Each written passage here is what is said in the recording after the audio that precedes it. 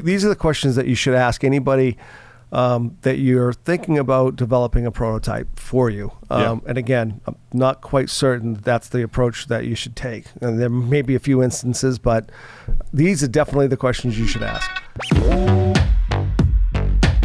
We help people with ideas get them to revenue.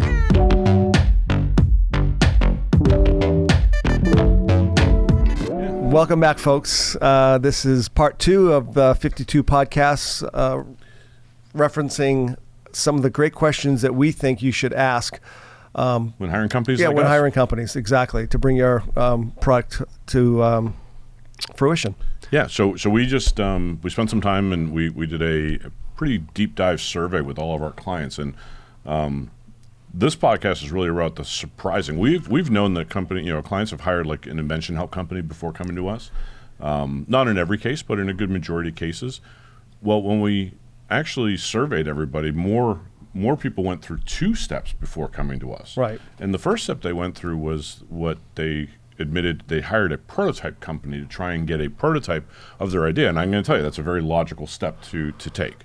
At least when you're thinking, hey, I've got this idea in my head. Look, I just had an idea. I went skiing all this year, and my back kills me, and by the time I'm done, I can't undo the bottom buckle.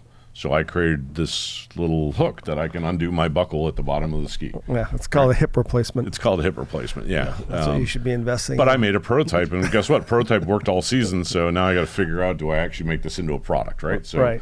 But I made the prototype myself. Yeah, and again, we've had clients that come to us with beautiful prototypes, right? And they thought that they could actually sell the prototype as a manufactured piece, and you cannot do. You can do it, but not in the food space. You can go on Etsy and eBay, and people are selling you solutions to products that you can just 3D print yourself. Like they'll send you the 3D print file. So prototyping. Let's look at it this way. It's amazing how much quicker you can prototype something now with 3D printers. Correct. Right? Are they always functional? Not always, because 3D printing is brittle. It doesn't, if you're looking for strength. Well, the number one thing is it's a really slow side hustle. Right. You're never gonna scale using a prototype or a 3D printer to manufacture your products for you. But we do want to talk about prototypes because we do have some people that come in and have spent thousands and thousands of dollars on a prototype that ultimately really is nothing more than a pretty thing on your desk, or what do you call a paperweight? Paperweight, exactly. Yeah, we've had clients spend between, and again, this is through the survey, between $8,000 and almost $25,000 for prototypes that, in many cases, they wouldn't even show us because they were so embarrassed that they didn't work. Right. They were not what they intended. So this whole purpose of this podcast is I know why, because you got to ask the right questions. You have to also understand, and I will say this, that you as the inventor or entrepreneur that has the idea in your head, sometimes getting that idea out into someone who can help design it, there's a process to that we have down pat. Right. And when you go to a prototype company, they're prototypers. They make things, and they're going to take your concept. And so, again, our whole goal of this is that I prefer that we had saved our clients the $8,000 to $25,000 from marketing dollars. Right. It is part of our process, right? So that's why I'm teaching you guys. That's why we're teaching you guys and gals to ask these questions, because there's really no company out there that really goes from A through Z. We are manufacturers that do all this so that we can help our clients manufacture their products and get them to market. Right. Anything short of that doesn't get you to the finish line the way most inventors want. Most inventors are looking to get their idea into Amazon or onto a Facebook or Instagram ad with a Shopify page that you can sell. Right. We're the companies that do that. Right. Let's get to the questions, Pete. So these are the questions that you should ask anybody that you're thinking about developing a prototype for you. And again, I'm not quite certain that's the approach that you should take. And there may be a few instances, but these are definitely the questions you should ask. So walk me through, or this is what you'd be asking them, walk me through your design process before you start making the prototype. So what does that look like? Well, so it really, for us, it comes down to sketching. We always go with sketching a bunch of different ways that something can be made, that it'll include yours, because not only are we designing a product, we're designing the product that meets the consumer's needs, the consumer's look, that functions properly, that feels good in someone's hand, that's got all the, just like a shampoo bottle. You think, okay, it's simple, you put a shampoo bottle, but there's a lot that goes into a shampoo bottle and how it gets held, how it gets tipped, how it doesn't slip out of someone's hand. Like all those frustrations are what's designed for consumer behavior. And again, when we go through the design process, there's getting your idea on paper so that you go, wow, that's exactly what I was envisioning. And then making that into a product and taking the advanced steps to make your product even better and having you go, wow, I didn't think it could look this good. I didn't know it could function that well. So again, that has to be done before prototyping. Yeah. So it's funny that you brought up shampoo bottles because I happen to be a packaging guru. Yep. Very interesting about shampoo bottles. First of all, people designing kind of understand what people want. Some of your coolest odd-shaped shampoo bottles are probably some of the bottles that sell the best, or the shampoo that sells the best. Even though the shampoo might not be any different, the packaging stands out. It looks fantastic. It's going to look pretty, on your in your shower. People buy not with necessarily exactly based on the ingredients inside, but they actually like the packaging. So again, I can't remember some of the names, but there's some really cool long bottles and there's some really round, short, stocky ones. But here's the thing. The designers are great at making that design and they're great at that eye candy. But what they're not thinking about is the last mile when that product gets shipped and it doesn't fit into a container nicely or it doesn't fit into the box nicely, which the box doesn't then fit into the container nicely. So you're not maximizing your container space.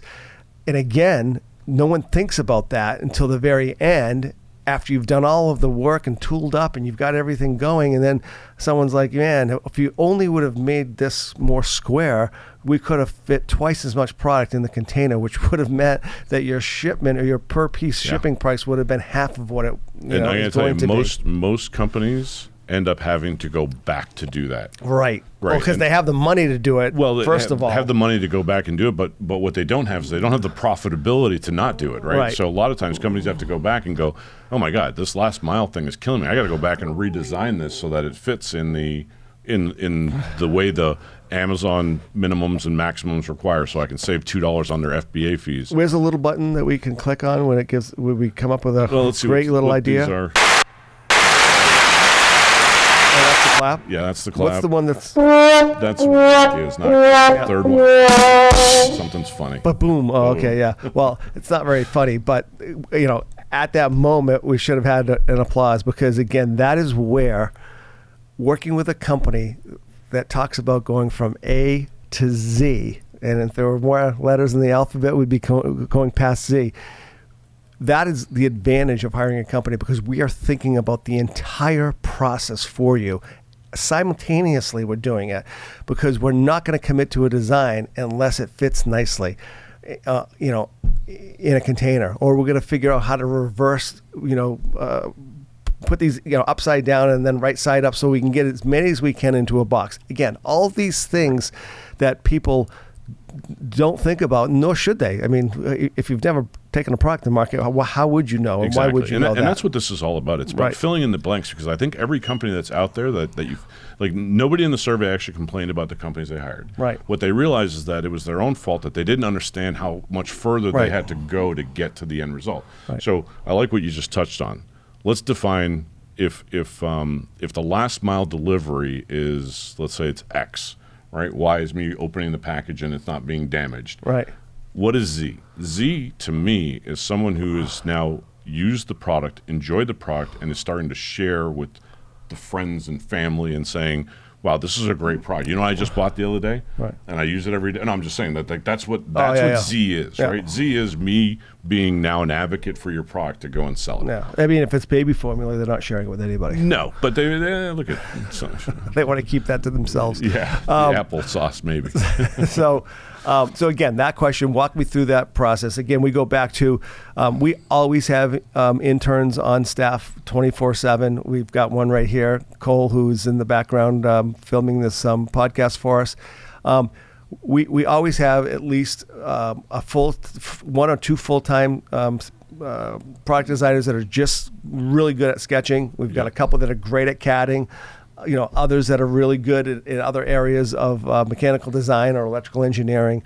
But the idea is that we learned early on that you need a really good artist, one that can sketch quickly, and we can get inside the customer's head faster. We can understand where they want to go. And that's a segue to the second question, which is really kind of the same as first, but it's broken down, right? You need someone that can design something really cool and get my idea out, but then how do you guarantee, like the question you have to ask is, how do you guarantee that you're going to fully understand my product? Because designing it is one thing, but how the consumer is going to use it and what you're, if it's a better razor, how is it a better razor, and how is your prototyper going to understand what you're trying to make, and what's the difference between yours, and how we're going to isolate that difference to make that better so it stands out in your prototype. Right. I think that's a huge question that you need to ask the question, but make sure you get that answer correct, because if really the whole purpose of this is because if everyone that we survey was disappointed in their prototype,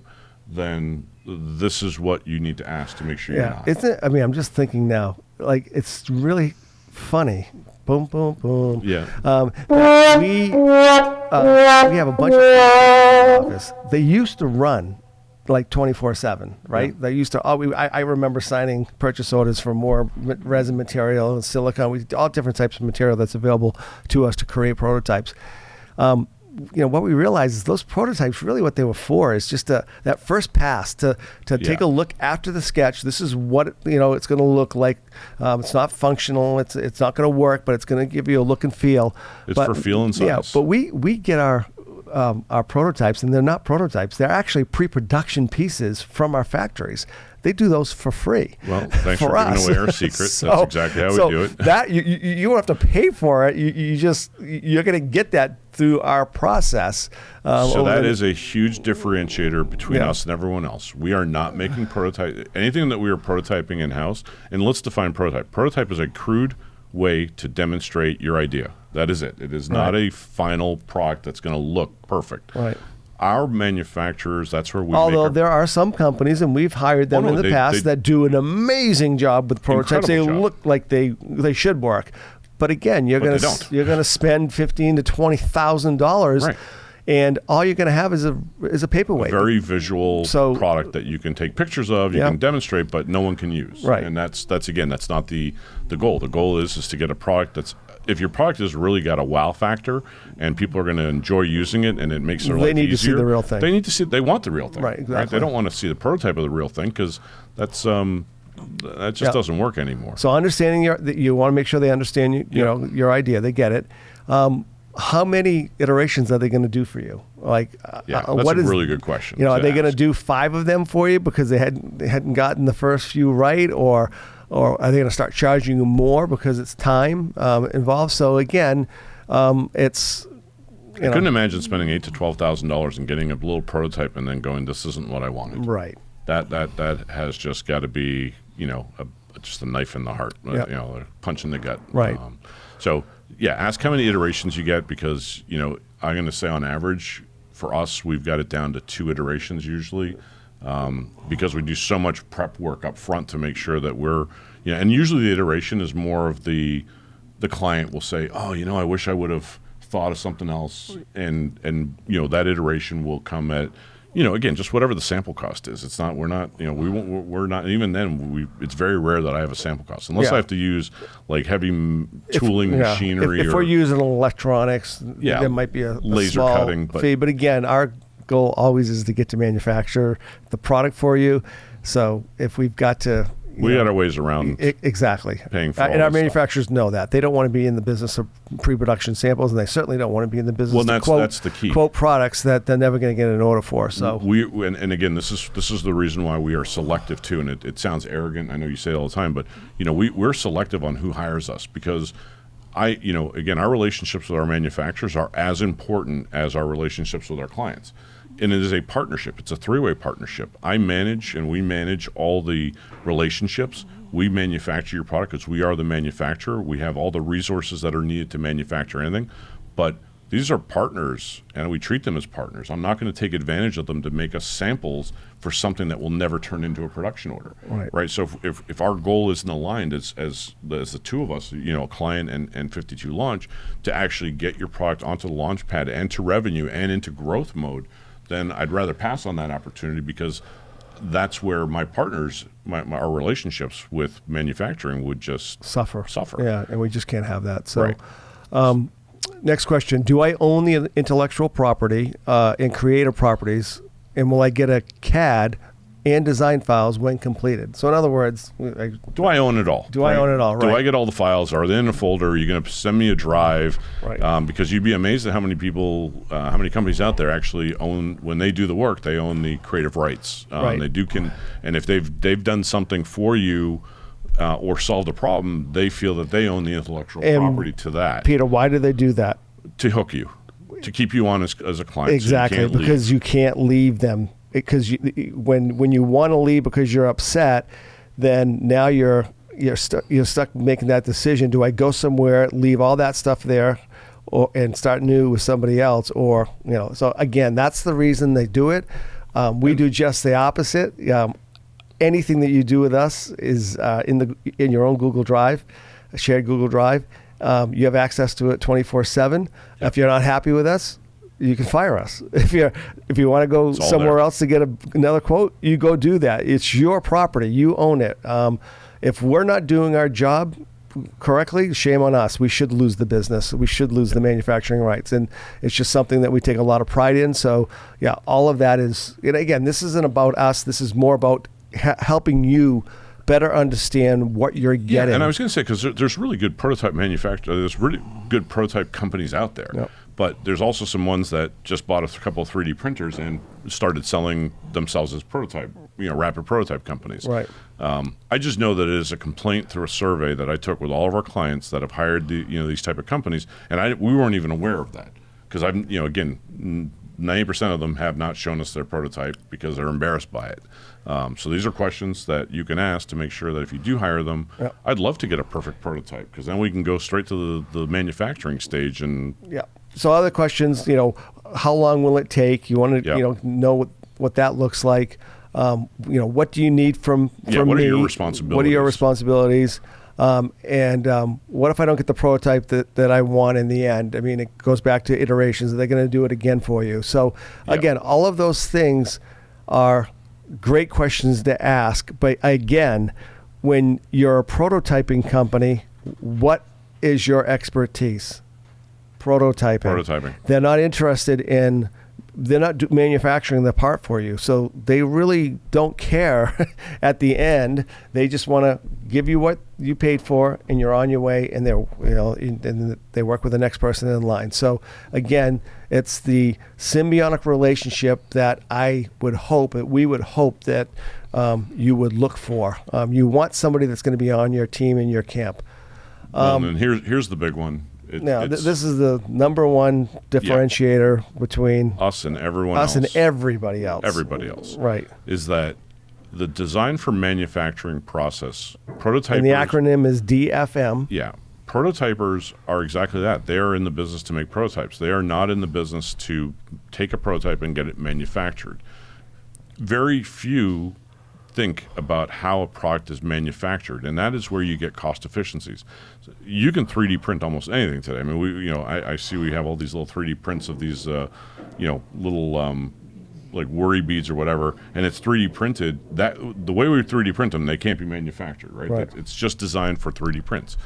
In that case, you're going to end up having a huge cost at the end, or just an incredible difficulty in getting a product that you want if you don't go through. You're going to have a major disappointment. You're going to see a prototype that you actually fell in love with, and you really fell in love with it because you paid $10,000 for it. Yep. But you fall in love with it, and now you take it to a manufacturer, and they're like, this is wonderful, but who's your designer? Because we can't make it this way. We have to go through an entire different process to make this, get it similar to what you want, but it won't be exactly what you want. So and the frustration really comes in is like, you're holding something in your hand, and then someone's telling you, well, that can't be manufactured, and you don't understand why. Right. right? So really the why is because sometimes the way someone glued something or took, it's like making a model. If I'm making one prototype, I'm a model maker, and that does not translate to manufacturing, because model makers, the reason why it costs $10,000 is because someone put how many hours into by hand. that model by hand. Right.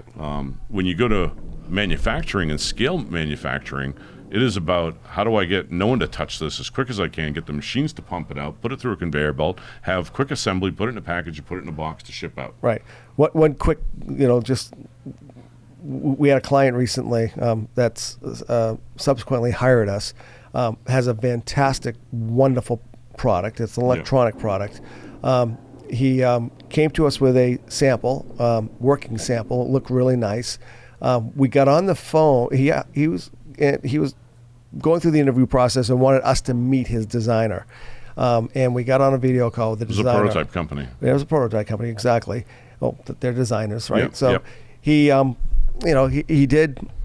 We wanted to bait him into the question: is it DFM'd? Yeah. Is it designed for manufacturing? But before we could bait him into he answering said yes. that, On the call, he said yes. Oh, he did. We got through all that. Oh, because then he said no to us that it needs to go through the DFM stage, which. Well, it's not quite. That's what he said. Yeah. And then on a subsequent phone call to the client himself, we were just looking for the CAD files, and we were just looking to take over from that point.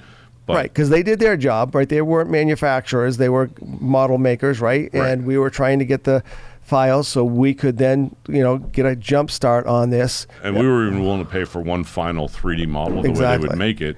And that's when he called the client back on Monday and said he's going to need not $2,000 to make it, he's going to need $16,000 to have him go through the DFM stage. So not only did he pay for the prototype, and then he paid a hefty price for that prototype, and as he should have, because it was a working prototype. No, it was a good one. It's a good one.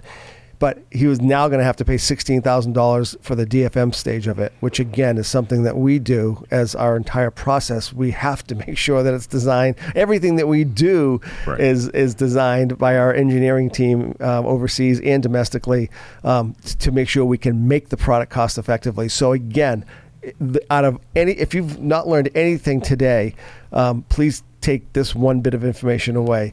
You want to make sure that the product that they're prototyping is designed for manufacturability or manufacturing. Yeah, that is hugely important. So when they're all completed, what will the end result look like?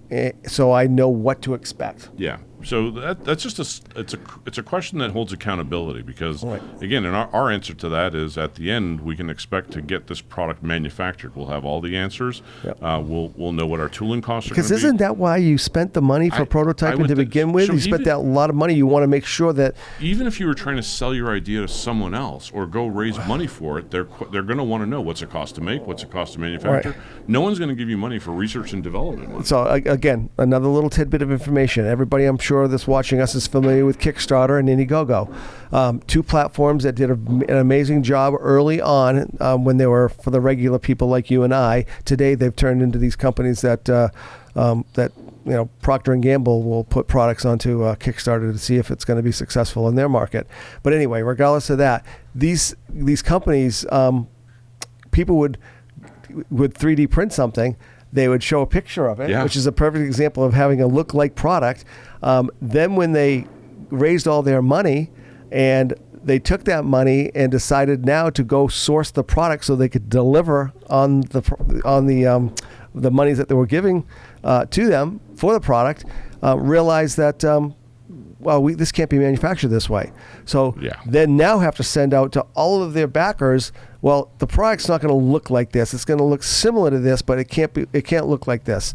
That is not the right way to go to business. Our early days, we got so many calls from Kickstarter campaigns that had raised funds but didn't go through the design for manufacturing, and then we would get the pricing. I can remember one of them that took over $200,000 and kept the money, and because he couldn't manufacture the product for what he sold it for, so he couldn't deliver. Well, and he spent a lot of that $200,000 in marketing, so he recouped his marketing bill and only had, I think, $36,000 left to deliver on product, and we need, again, these are mistakes that people make, and this is why you hire us or companies like these. You're hoping that you're getting mentorship as well as the actual services that you're expecting, right? Right. So the mentorship part is, you got to ask yourself, our entire team is mentored to get people's products to market cost effectively. And that mentorship translates down to you. So these questions, when you're asking, make sure that you understand that the person that you're talking to or the company you're about to hire also has that mentorship quality to help you get through this process. Right. Because it's a process, and it just takes understanding, and it's sequence more than it is anything. It's getting everything in the right sequence to launch properly. Okay, so we'll end this podcast, and we'll come up with part 3. Part 3 will be about when you're hiring designers specifically that are going to design a product or design your idea and give you a CAD model. Yeah, it's going to sound a lot like the other two, but it is, but they're just slightly different. Again, these are questions that you want to ask anybody that you're hiring. Right. And they are repetitive, but these are the 3 stages that most people in our survey especially had gone to before. Right. The last one, the designers are more people that actually the design companies have called us and said, hey, we don't have any manufacturing capability. But let's save that for the design discussion. I will. That's just exactly. Go to see the design one. So part 3 coming up. Again, thank you guys so much for watching, following. Hopefully you guys share this content with anybody that you know that's a friend or family member that's an entrepreneur or inventor. Our goal is to help you learn all the things that you need to know so that you can successfully launch a product. Of course, if you need our help, we are available for hire at any time to help our clients get to that place that they all want to get to, and that's to see their product being sold and growing as a business. Perfect. Have a great day. Bye.